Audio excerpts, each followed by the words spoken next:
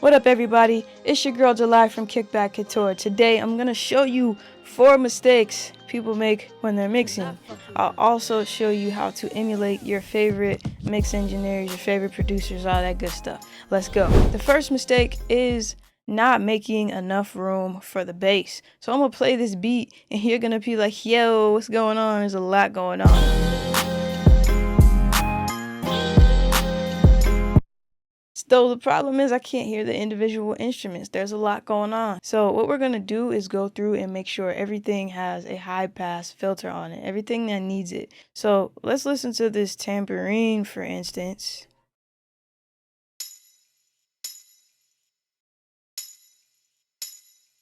We don't need much of this information below 1000 kilohertz. It's not making much of a difference. It's just taking up frequencies that we could be using for something else. But I'm just showing you how you know how far to go, right? So with this clap, I don't need all this stuff under here. Could probably cut more. So you go as far as you need to go. If you go too far, you'll notice that it sounds too thin. And when it starts to sound too thin, that's when you need to go back.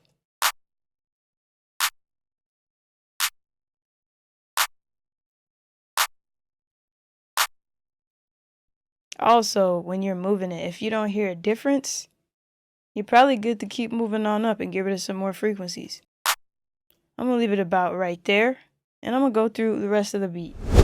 Cool, now I've gotten to my first instrument. This right here is the brass. So I don't need all the low end in the brass. I already know this is what it sounds like. So I'm going to go ahead and get rid of some of this. That sounds a lot better. My bass is going to be able to fit. I don't want to get rid of too much because it's still a low brass and I still want to hear that low energy. That's why it's there. Alright, cool. That might be good. Moving on to the next instrument sound. Then we got Serato samples. So I purposely turned the EQ off on my samples so y'all can hear what it sounds like in the midst of everything else if I don't EQ it.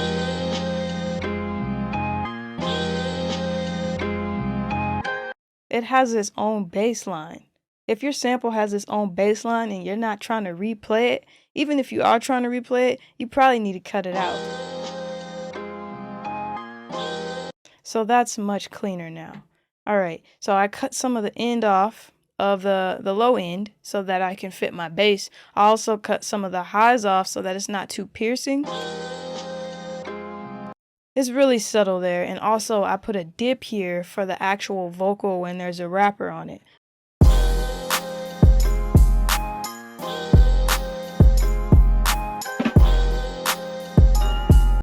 So much cleaner.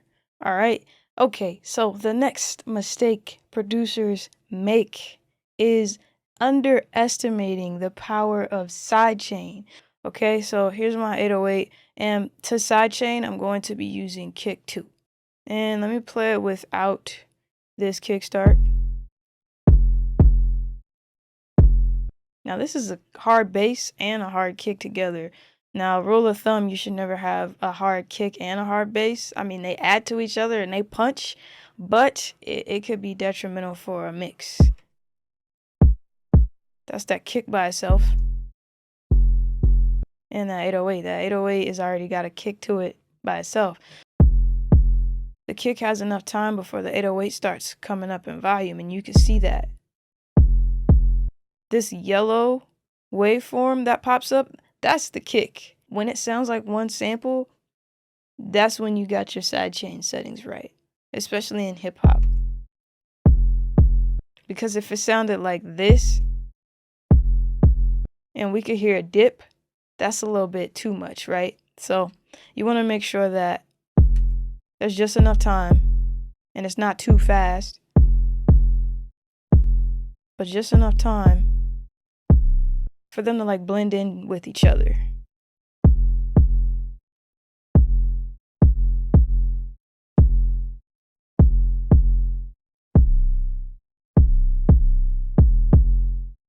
Alright, that sounds good. So I'm going to play the whole beat with kickstart on, and I'm going to turn it off.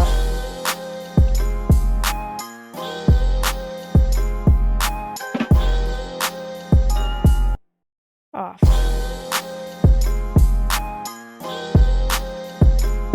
on.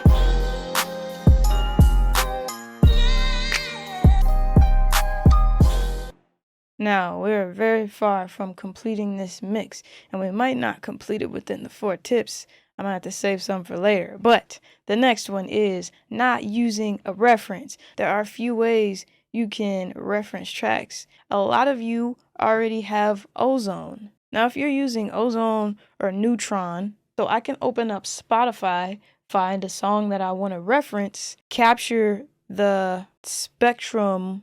We'll call it spectrum tattoo because I can't think of the word right now. You can capture the spectrum tattoo and then compare it to your beat. So if I play my beat right here, this is Free Smoke by Drake, but it has a vocal in it, so keep that in mind.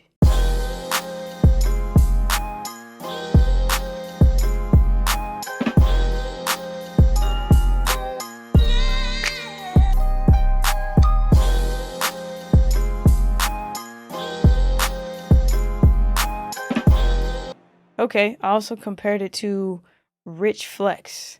Rich Flex has a slight dip. So what I can do to match this is come to my master channel and drop an EQ on it. So let's go Fab Filter Pro Q3. Let's put this closer to the beginning and let's pull this area down.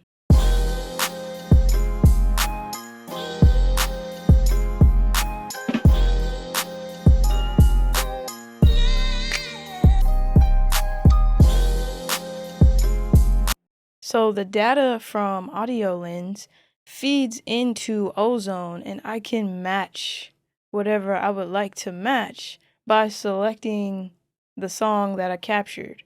And the best part about Audio Lens is I can go in and see the master chain that it built and I could change what I want to change. So I don't want this maximizer.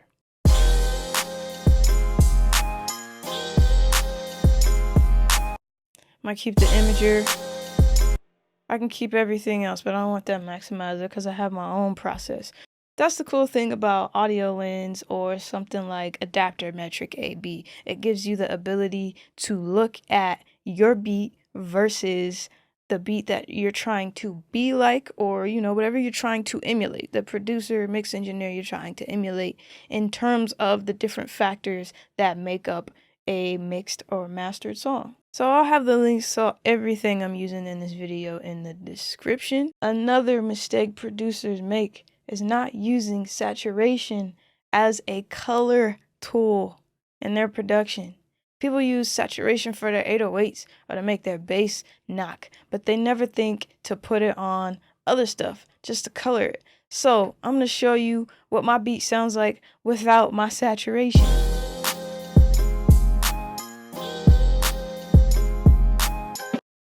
And with.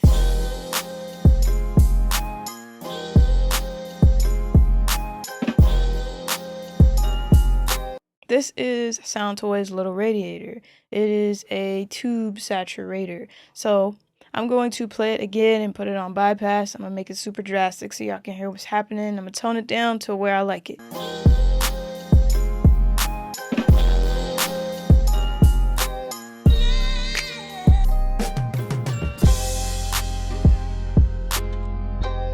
Now, after you implement these first few tips, you may still have questions about how to maintain punch in your mix going into your master. So watch this video next to find out how I do it. I'm out.